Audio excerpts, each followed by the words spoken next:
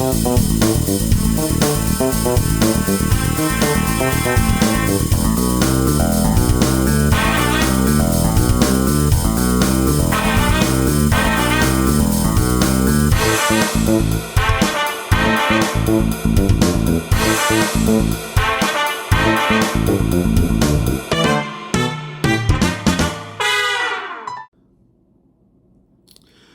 welcome back to Tony's Board Life. This is Tony, of course, and today I have an unboxing of a relatively new game. I have seen a lot of people playing it recently, and it kind of got me wanting to check it out.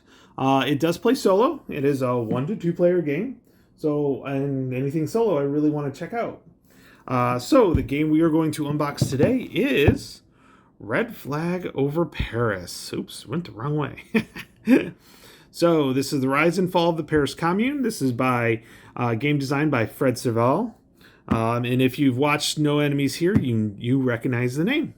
So let's take a look and see what we've got here. So Red Flag Over Paris is a fast-playing but strategically deep card-driven game, depicting the intense confrontation between the Paris Commune and the Versailles government. From March of May of 1871, 2 players control one of each factions in the 45-minute struggle for the streets of Paris and the hearts and minds of the French population.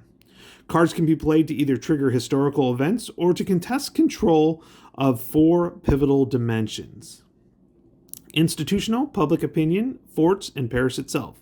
While players must also attend to the revolutionary momentum or Prussian collaboration in preparation for the final crisis, the bloody week of May of 1871. So, quite a few contents here.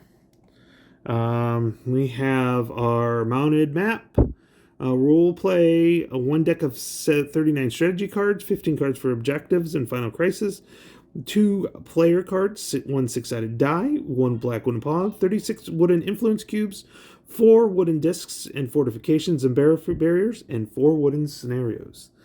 1 to 2 players. Ability complexity is 3. Solitaire suitability is 9. So 30 to 45 minutes.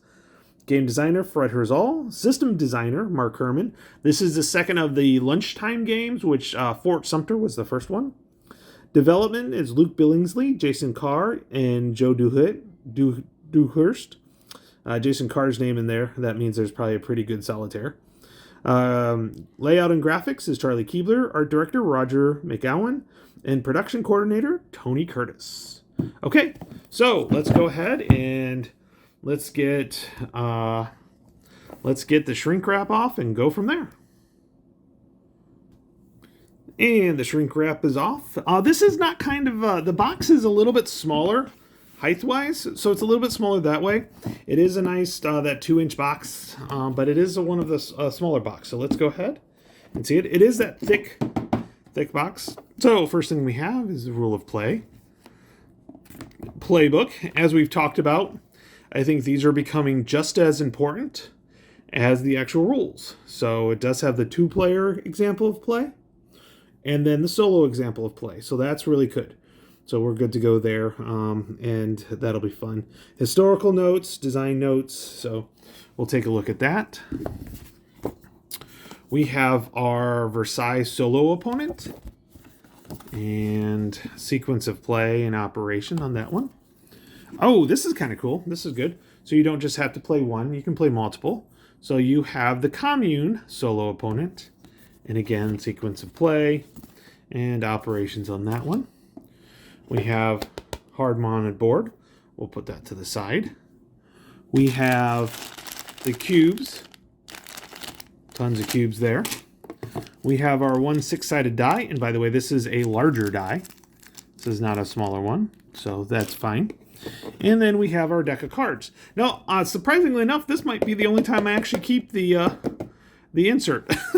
It's kind of big enough. I can sleeve these cards, no problem. These will go in, no problem at all, too. So let's go ahead. I'm going to get these cards open, and let's take a closer look at them. Okay, so I've got the cards. So they're pretty good. So we have our so we have, Commune Initiative or Versailles Initiative. So that's probably like kind of first player who's got the initiative. We have our objective cards. Let's go ahead and look over them. We have Paris Cannons, the Alk Barricade. I know what that means. I know how to pronounce it. I just can't think of it right now. We have our Commune Stronghold. Fighting in Issy Village. Essay Village, probably. Battle of Monteverlin. Raid on the Chateau de Vincennes. Vincennes. Revolution in the Press. Pius IX. Pope Socialist International. Royalist Detentions. Rise of Republicanism. And Legitimacy. So, as we go through, we'll take a look as we go through. But, great artwork on those. Just phenomenal. They did a great job with the art. I'm very, very impressed with those. So, okay. Now, let's take a look at the strategy cards, which are probably most of everything. So, we've got probably ops points up here. So, as we go through the rules, great artwork on all of them, by the way. I'm very, very happy with that. Look at the artwork's really good. The cards are good. If they're used as much as I think they are, they probably will save them. Fortification. Otto von Bismarck. General Ernst de Cisse. Colonel de Locker. Let's see. Anything else anybody else I recognize?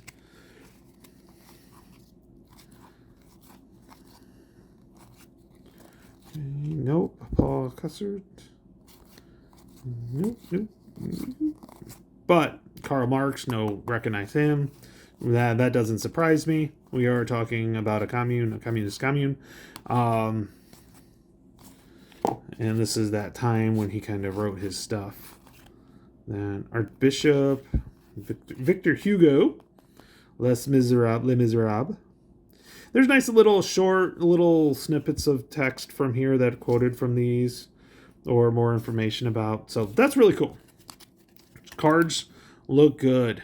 They are very gorgeous, very pretty, which is nothing shocking or unexpected from the likes of GMT. So we've got that. Let's go ahead. We'll flip through the rule book real quick and then the playbook. So the rules of play come in at probably 10 pages, I think. So,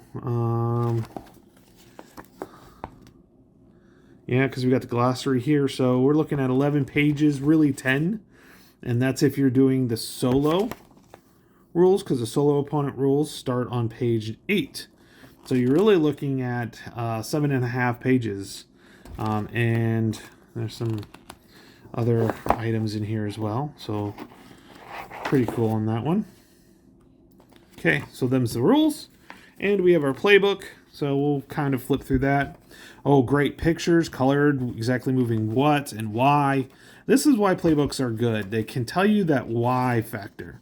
So rules books are good for telling you how to do something, but they don't usually tell you why, and that's where the playbooks come in. So I'm going to go through and I'm actually going to read the playbook first and then read the rule book and see how it goes. That'll be a new experience of how to learn a board game. So, but this is a pretty good, looks pretty detailed on exactly what it is. So that's pretty cool. Then we have our historical notes and quite a few historical notes, designer notes. And that's some more behind the history behind the cards. Well, that's great. Pronunciation guidelines. I will have to go over this, so maybe when I play, I can actually pronounce. Oh, they have even the pronunciation here. So Jules, it's Zul du Cartel. Zul du Cartel. That's Jules. So that'd be Zul du Cartel. So that's the name. So they actually have them here well, that's pretty cool. Phonetically, that's the word I'm thinking of. So maybe I can actually pronounce the things right. And I like to do that. I really do. I always don't want to mispronounce things. I'd rather get them correct. Bibliography. which is pretty cool. Definitely Fred did quite a bit of work on that one. So let's go ahead. I'm going to go ahead and set the board up, because if it can fit on this desk, I might get it onto the table quicker. At this time, if some of you don't know, I am going through a remodel at the house, so having some private space is very hard right now. So, yeah, pretty nice. It's got that linen finish. That is really nice. So let's kind of zoom. So here. So yeah, it's got that linen finish, which is real nice. It sits pretty good. I'd have to do a little tweaking to it, but it fits pretty good. Different rounds. So, okay, that's that. So this is Red Flag over Paris. The Rise and Fall of the Paris Commune, designed by Fred Serval. Looking forward to getting this to the table. If you have any questions or any concerns or any requests, please let me know. Go ahead and put them in the comments. With that, I will see everybody later. Bye.